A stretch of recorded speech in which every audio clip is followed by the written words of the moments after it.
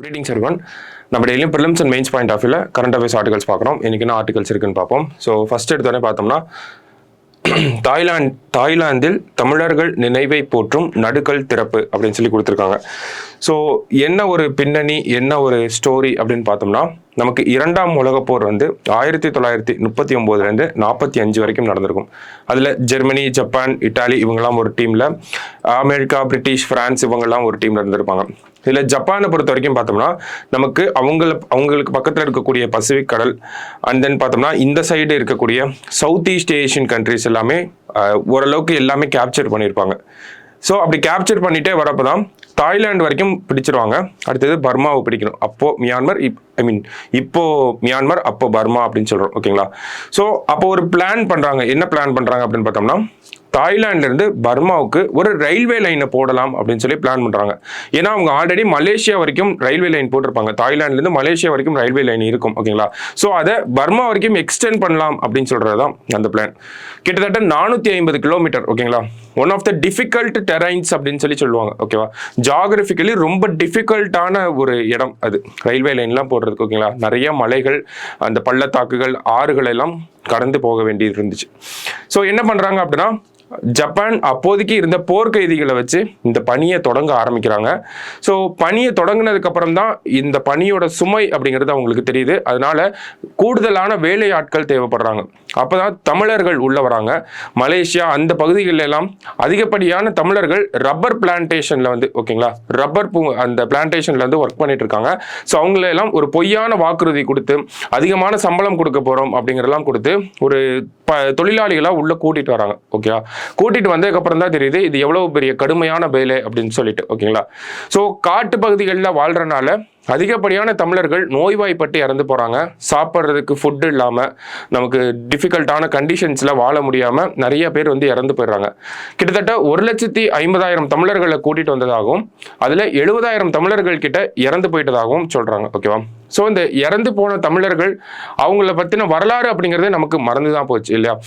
இந்த மாதிரி செய்திகள் வரலைன்னா நமக்கு அதெல்லாம் தெரிஞ்சே இருக்காது.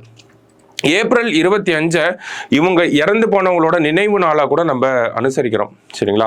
ஸோ இந்த ரயில்வே லைன் அப்படிங்கிறது கிட்டத்தட்ட 450 கிலோமீட்டர் அப்படிங்கிறத சொல்லியிருந்தோம். இந்த 450 கிலோமீட்டர் சராசரியாக முடிக்கணும் அந்த ஒரு railway network, given that geographical terrains, அதை வச்சு முடிக்கணும் அப்படின்னு பார்த்தோம்னா ஒரு 5 வருஷமாவது ஆகணும். ஓகேங்களா? ஆனால் இவங்க 15 18 மாதத்துக்குள்ள இந்த டோட்டல் ரயில்வே லைன் அப்படிங்கிறதும் கம்ப்ளீட் ஆயிருக்கும். ஓகேங்களா? ஸோ இதை என்னன்னு சொல்றாங்க அப்படின்னு பார்த்தோம்னா, டெத் ரயில்வே லைன் அப்படின்னு சொல்லி சொல்றாங்க. தாய்லாந்துல இருந்து பர்மா வரைக்கும் இப்பயும் அந்த ரயில்வே லைன் ஆபரேஷனால தான் இருக்கு. ஓகேங்களா?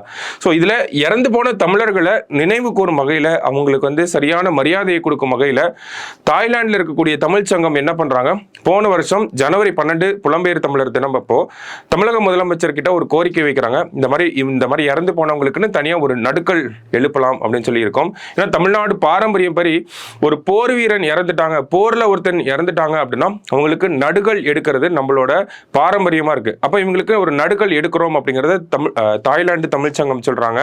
அதுக்கு தமிழக அரசின் சார்பில் ஒரு 10 லட்சம் ரூபாய் நிதியும் ஒதுக்கப்படுது. சரிங்களா? ஸோ அந்த எந்த பகுதியில் நடுக்கல் எடுக்கலாம் அப்படிங்கிற கேள்வி வருது. அப்பதான் ஒரு காஞ்சனேரி அப்படின்னு சொல்லக்கூடிய தாய்லாந்துல இருக்கக்கூடிய ஒரு புத்த தலம் பக்கத்துல தமிழர்களோட எலும்புக்கூடுகள் கண்டுபிடிக்கப்படுது. ஸோ அந்த எலும்புக்கூடுகளை எடுத்து DNA டெஸ்டிங் பண்ணி பார்க்குறப்போ அது தமிழர்கள் தான் அப்படிங்கிறது நிரூபணமாகுது. ஸோ அப்போ அந்த இடத்துலயே நம்ம அந்த ஒரு நடுக்கல் அப்படிங்கிறத எழுப்புறாங்க. ஓகேங்களா? ஸோ அந்த நடுக்கலோட திறப்பு விழா அப்படிங்கிறது சமீபத்தில் தான் முடிஞ்சுது. அந்த ஒரு செய்தியை தான் இந்த இடத்துல நமக்கு கொடுத்துருக்காங்க. ஓகேவா? ஸோ அதுதான் நம்ம ஃபர்ஸ்ட் நியூஸ்ல பார்க்குறோம். அடுத்தது பார்த்தோம்னா, நூற்றாண்டில் குடியரசு அப்படின்னு சொல்லி கொடுத்துருக்காங்க. ஓகேங்களா? நமக்கு குடியரசுனாலே தெரியும், பெரியார் அவர்களுடைய முதல் பத்திரிகையா இருந்துச்சு. ஓகேங்களா? இந்த குடியரசு அப்படிங்கிறது மே 2 1925 தான் முதல்ல குடியரசு அப்படிங்கிற நாளிதழ் வெளியாக ஆரம்பிக்குது, அந்த மேகசின் வெளியாக ஆரம்பிக்குது. ஓகேவா? ஸோ அது கிட்டத்தட்ட 100 வருஷம் ஆயிடுச்சு. அதை பத்தி தான் ஒரு சிறப்பான செய்தி தான் இந்த இடத்துல கொடுத்துருக்காங்க.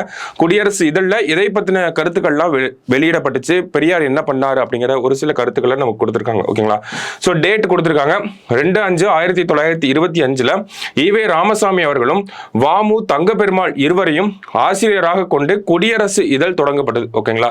ஸோ பெரியார் நமக்கு தெரியும், தங்கப்பெருமாள் அப்படிங்கிறவரும் இனிஷியலா ஒரு எடிட்டரா தான் இருந்திருப்பாரு, ஒரு ஆசிரியராக தான் இருந்திருப்பாரு. அதுக்கப்புறமா தான் அவர் வெளியே போயிடுவாரு. தங்கப்பெருமாள் அப்படிங்கிறவர் விலகிடுவாரு. அதுக்கப்புறம் பெரியார் தான் முழுக்க முழுக்க குடியரசோட ஒரு ஆசிரியராக இருப்பாரு. ஓகேங்களா.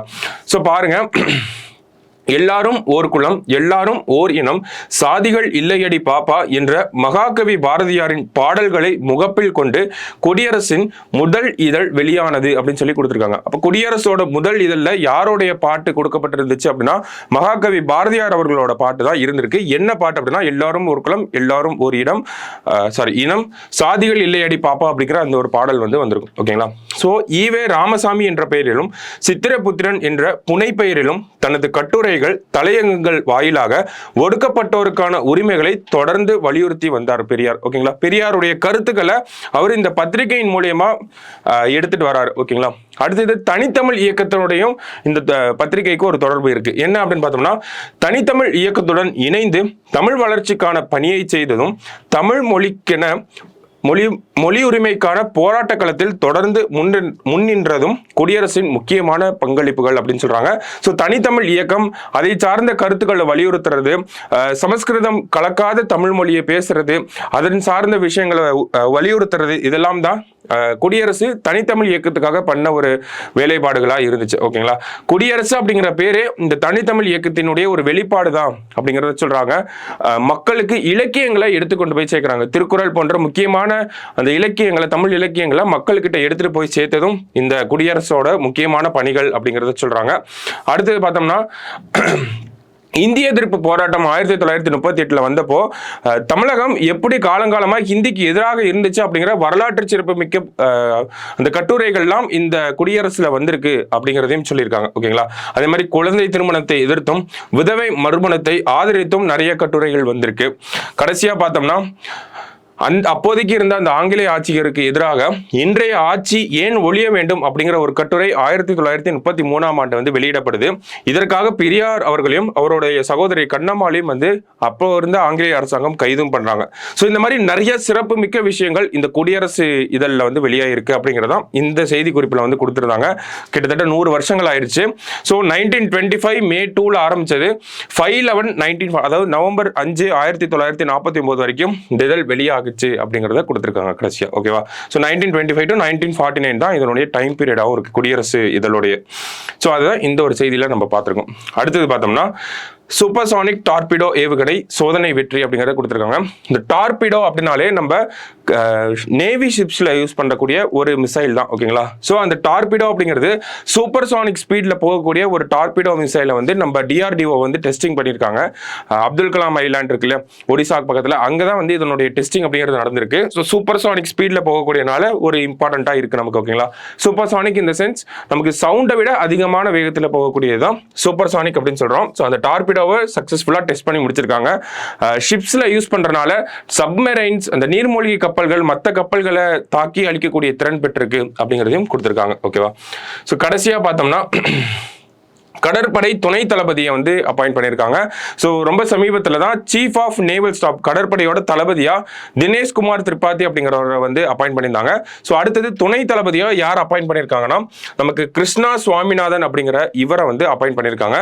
ஸோ அந்த ஒரு செய்தி குறிப்பு தான் இந்த இடத்துல கொடுத்துருக்காங்க. ஓகேங்களா. Dinesh Kumar Tripathi chief of naval staff, கடற்படை தளபதி. கடற்படையோட துணை தளபதி vice chief of naval staff யாரு அப்படின்னு பார்த்தோம்னா, நமக்கு கிருஷ்ணா சுவாமிநாதன் அப்படிங்கிறவர். ஓகேவா. ஸோ இன்னைக்கு டிஎன்ஏ பொறுத்த வரைக்கும் ஒரு 4 செய்திகளை பார்த்துருக்கோம். எல்லாமே இம்பார்ட்டண்ட்டாக தான் இருந்துச்சு. ஸோ நாளைக்கு டிஎன்ஏ மீட் பண்ணலாம். தேங்க்யூ.